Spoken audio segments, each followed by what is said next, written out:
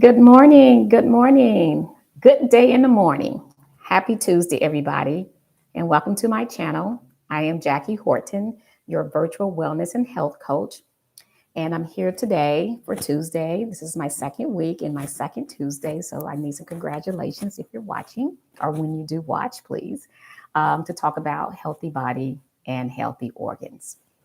This is a relationship. This is not a. This is a totally connected body and a totally connected relationship between the two. One can't really do well without the other doing well. So I'm just going to do an overview of some things that some of us already know, and then also to amplify some things that may, be new to some people. One of the things that came up to me this morning, I was hoping I could do it.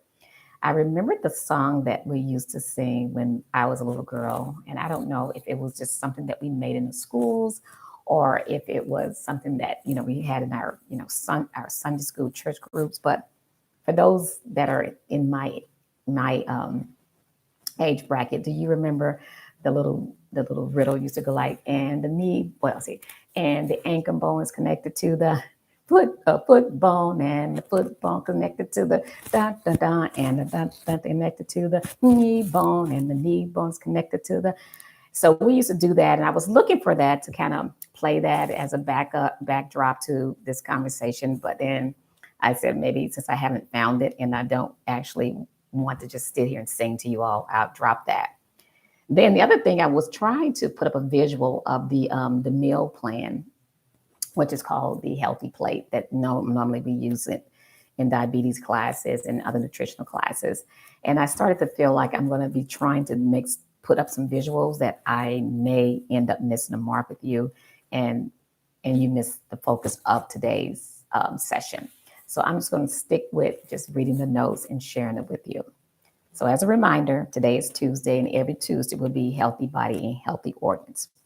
So the information I'm going to share with you are all things that have been clinically, proven and clinically used as evidence to help us get on the right track in those two areas.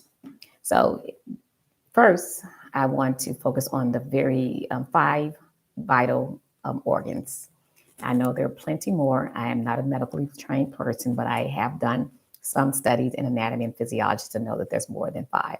But for the purpose of today, I'm just focusing on the brain, the heart, the lungs, the liver, and the kidney. Working in healthcare and working with alongside medical professionals like doctors, nurse practitioners, and so forth, one of the things that I found that was helpful in me in sort of like curtailing my approach in health was the number of patients who had struggles in those areas where they needed medication and further intensive services to help save what was left of their kidneys, or help preserve their liver, help depollute their lungs and so forth. And so that's sort of why I came up with the five vital organs to sort of include in this approach regarding healthy body and healthy organs.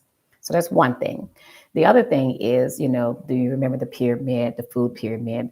I'm going to use some of that to sort of like help us like think about uh, how meal planning can be structured around that. And so, if you recall, the pyramid, the food pyramid included vegetables, fruits, grains, protein, and dairy.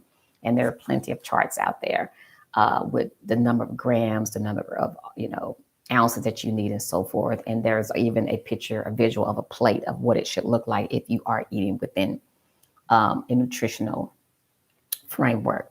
So that's out there for you as well. And then the other thing is, I kind of wanted to talk about, how to develop those meals in a way where you sort of take, as we call the circle of health, you sort of take a circle of approach to kind of look at that.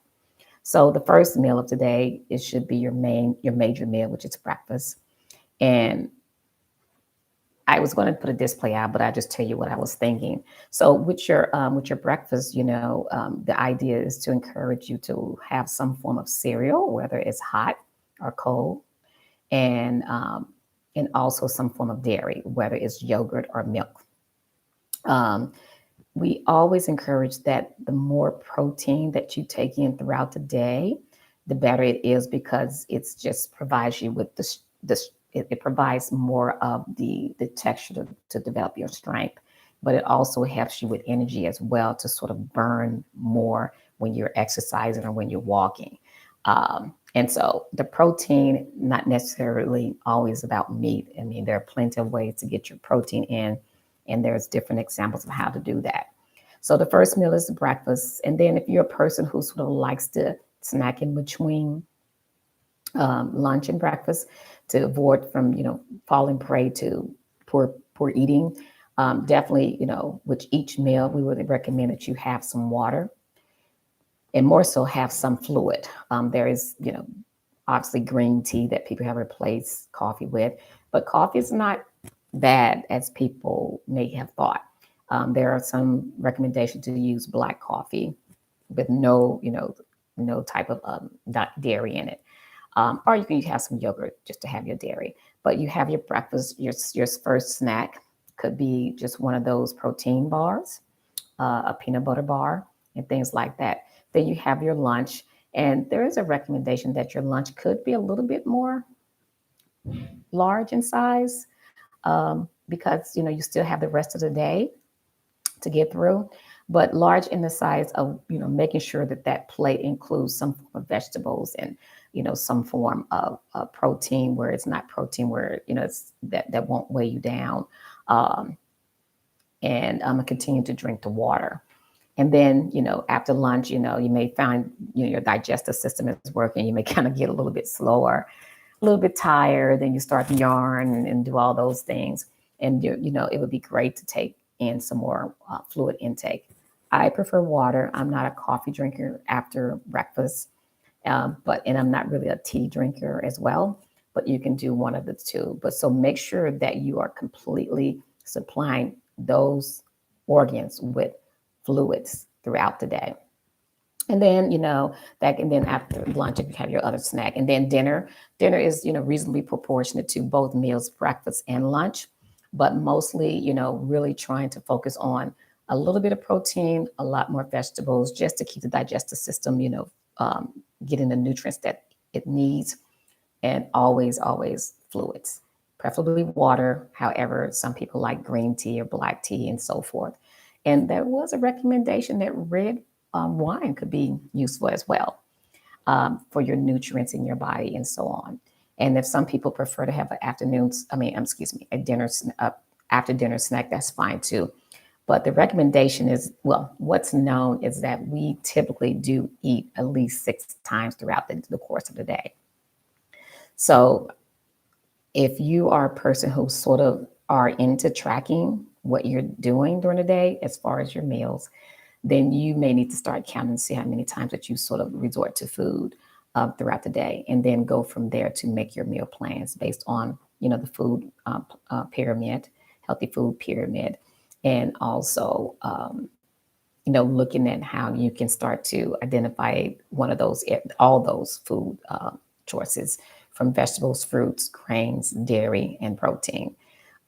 Once you start it, it becomes like with anything, it becomes a routine. Just like when you start to go back to school, you get back into the routine of studying and making papers.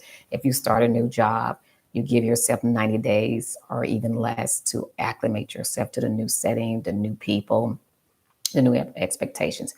So having a nutritional plan for your body and your organs is just the same thing.